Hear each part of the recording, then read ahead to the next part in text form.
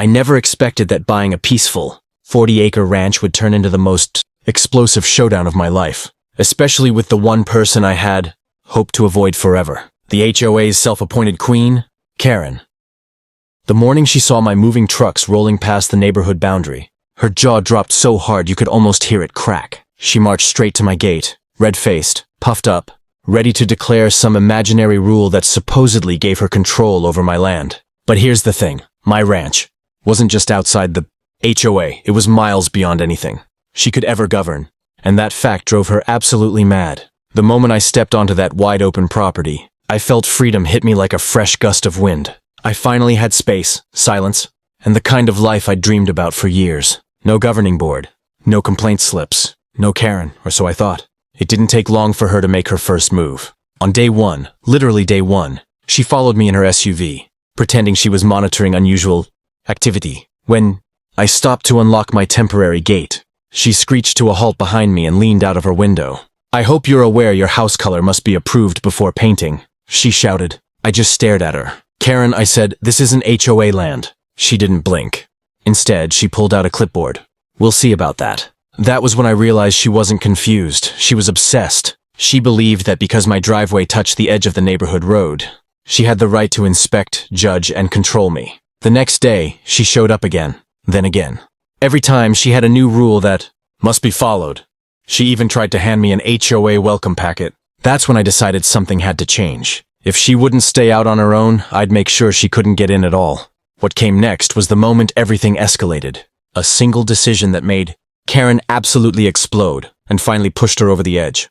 I had no idea that installing a simple fence would unleash the full fury of someone who believed rules made her powerful. But the more I thought about it, the more it made sense. Karen wasn't reacting to my land. She was reacting to the fact that she couldn't control it. That loss of power was her real enemy. And as I prepared to protect my property for good, I could feel the tension rising. Something big was coming, and I knew Karen wouldn't back down quietly, not this time.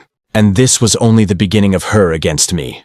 The morning I decided to build the fence, the sky was calm, the air warm, and the birds were singing like nothing in the world could go wrong. If only they knew who lived down the road. I called a contractor, ordered the materials, and marked the property line.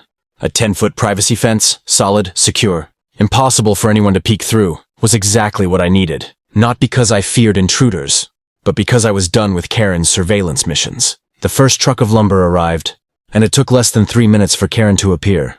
I don't know how she does it. Maybe she has sensors that go off whenever someone outside her domain is happy. She stormed toward my land, stopping right at the legal boundary. Her arms were crossed so tightly, it looked like she was holding herself together. "What is this?" she demanded. I didn't bother pretending. "A fence. You can't install an unapproved structure," I smiled. "Watch me." Her eyes widened, and I swear steam started rising from her hairline. "This violates HOA building codes." I pointed at the survey stakes. "This isn't HOA property." She snapped back. "Your driveway touches our neighborhood road. That makes you subject to our guidelines." That was the moment I realized the depth of her delusion. Karen wasn't simply misinformed. She was rewriting reality to keep control. To her, I wasn't just a neighbor. I was a rogue citizen who'd slipped out of her jurisdiction. When the workers started cementing the posts, Karen lost it completely. She whipped out her phone and began taking photos from every angle, barking notes into a voice recorder like she was building a case for the Supreme Court. At one point she yelled, "You can't block the view of the natural landscape," as if the hillside belonged to her. I gave the workers a lunch break and walked up to Karen calmly. "Karen, I'm not under your HOA. Nothing you say or write matters here." She took one step forward and hissed, "We'll see." The next day, she returned with reinforcements. 2 HOA board members, clipboards in hand, wearing the same expression that said, "Yes, we serve the Queen." They tried lecturing me about community standards, visual consistency, and neighborhood cohesion. I politely reminded them that the community ends exactly where my fence begins. They hated that, but the fence continued rising, plank by plank until the structure was tall, sturdy, and undeniably mine. And when the final panel slid into place, Karen reacted exactly how I expected, but even louder. She exploded, and her next move was the wildest yet. The fence was finally complete, a towering 10-foot wall of freedom, privacy, and peace. For exactly 6 hours that peace existed. 6 hours. Because at sunrise the next morning, I woke up to the sound of frantic banging, like someone was trying to break through a fortress. I rushed outside, and what I saw nearly made me laugh out loud. Karen was shaking my locked gate with both hands like it was a prison door, and she was the warden whose favorite inmate had escaped. "This gate is illegal," she shouted the moment she saw me. "You are blocking HOA access." I blinked at her, still half asleep. "Access to what?" "To the land behind your property." "There's nothing behind my property," I said calmly. "Just more of my property." She paused, realizing she'd trapped herself in her own nonsense. But Karen, being Karen, pivoted fast. Well, we still need access for inspections." I folded my arms. "Inspections of what?" She hesitated again, then raised her chin. "You cannot hide structures from us." I looked behind me at nothing. Just open land, my small tool shed, and the new fence. "Hide what, Karen?" "The grass?" That set her off. She stomped back to her car, dug through her glove compartment, and pulled out a huge binder labeled HOA Authority. She marched back, flipped through it dramatically, and declared, according to subsection, she squinted. Subsection something. "You must provide gate access to HOA officials." I didn't even try to hide my grin. "Karen, none of those rules apply. You think you can ignore us?" She barked, voice cracking. "Not ignore," I said. "Just not care." That did it. She dropped the binder, stepped back, and her face twisted into something between rage and inspiration. Never a good combination. Then, without warning, she reached into her bag, grabbed a bolt cutter, and marched toward my gate. "Karen!" I shouted. She lifted the bolt cutter with both hands. "If you won't unlock it, I will." Before she could clamp down, gravel crunched behind her. A sheriff's cruiser rolled up the road, lights flashing. Karen froze like a guilty cartoon character caught mid-crime. The deputy stepped out slowly, eyes narrowing at the bolt cutters. "Ma'am," he said, "put those down." Karen looked from him to me, to the gate, then back to him. "This man," she sputtered, "is violating community law." The deputy glanced at me, then at the property markers, then back at her. "Ma'am," he said, "this land isn't HOA jurisdiction, and what you're doing is trespassing." Her jaw dropped. She looked like she'd been hit with a truth she couldn't process. But trust me, this was only the beginning. After the sheriff escorted Karen away from my gate, I thought maybe, just maybe, she'd finally realize the truth. That my ranch wasn't hers to control. That her HOA binder didn't apply. That she had no jurisdiction, no authority, and absolutely no permission to step foot past my property line. But Karen doesn't operate on truth. She operates on obsession. 2 days after the bolt cutter incident, I received an envelope taped to the outside of my gate. The tape was applied so aggressively you could tell the person doing it was furious. Inside was a stack of papers stamped with bold red writing. Notice of violation. Immediate action required. I actually laughed. The HOA had issued me a violation for property they didn't even control. The list was almost comedic. Unauthorized fence height.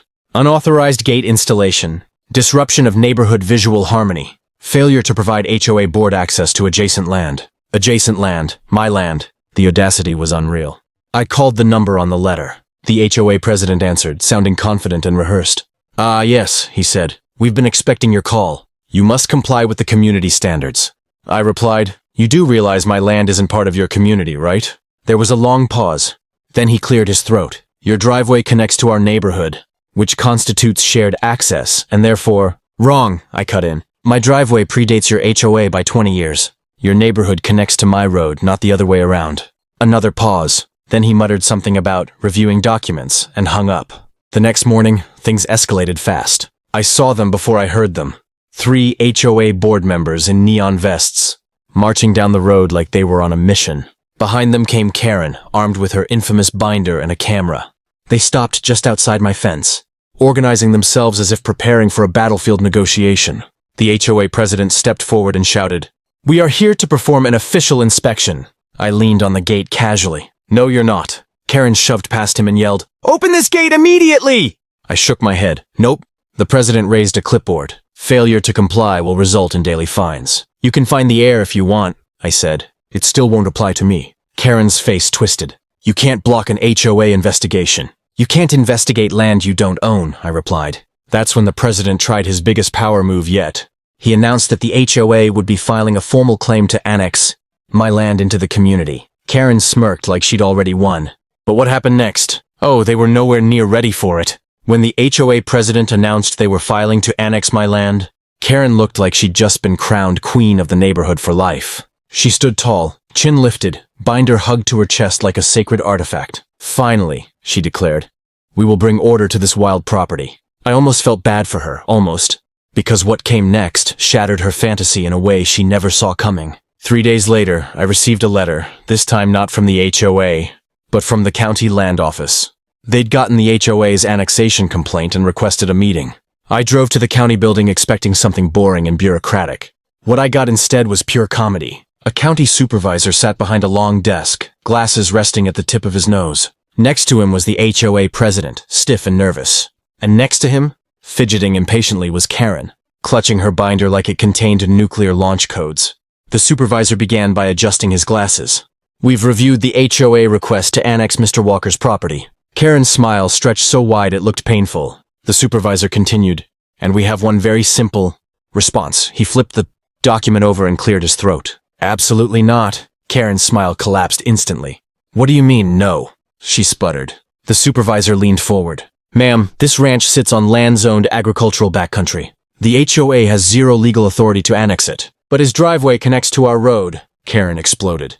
"No," the supervisor corrected calmly. "Your road connects to his private access easement. His driveway existed long before your HOA." The HOA president slowly sank into his chair. Karen wasn't done. "He built an unauthorized 10-foot fence. Perfectly allowed on agricultural land," the supervisor replied. "He's blocking our inspections." The supervisor raised an eyebrow. "You have no right to inspect anything outside your HOA boundary." Karen was running out of oxygen and excuses. He's ruining the aesthetic harmony of the community." "For the last time," the supervisor sighed. "He is not part of your community. His property is completely outside your jurisdiction." Then he delivered the final blow. "Furthermore, if any HOA member enters Mr. Walker's land again without permission, they may be charged with trespassing." Karen froze. The HOA president swallowed hard. We understand." But the supervisor wasn't finished. "And one more thing." He handed me a document. "This certifies your right to maintain your fence, gate, and private road without HOA interference." I thanked him, stood up, and walked out calmly. Behind me, Karen's voice cracked in disbelief. "This isn't over!" But it was, completely. And when I returned home, my tall, solid fence stood proudly, reminding me every day that freedom truly begins where control ends. If you enjoyed watching me take a stand against Karen and her HOA madness, make sure to hit that subscribe button so you never miss another epic showdown. Don't forget to smash the like button to show your support, and drop a comment below telling me what you would do if someone tried to control your property. I want to hear your wildest HOA stories too. And while you're at it, share this video with friends who love a good Karen versus freedom battle.